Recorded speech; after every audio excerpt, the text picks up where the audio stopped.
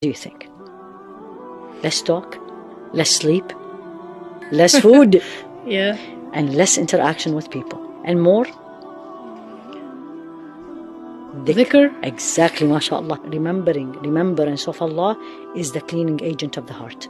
Any form of remembering Allah, reading Quran, memorizing, asking Allah for forgiveness, doing morning and evening adhkar, saying subhanallah, reflecting on the nature, and you say, Ya Allah, Subhanallah. what beauty is this? Who are you? You know, that's a dhikr. And this process continues. It's not one day or two. And you will see yourself gradually changing. Much more calmer, much more appreciative of what Allah gave you, less complaining, which is the problem of these days. Less complaining, less attached to the material things. If you have it, alhamdulillah.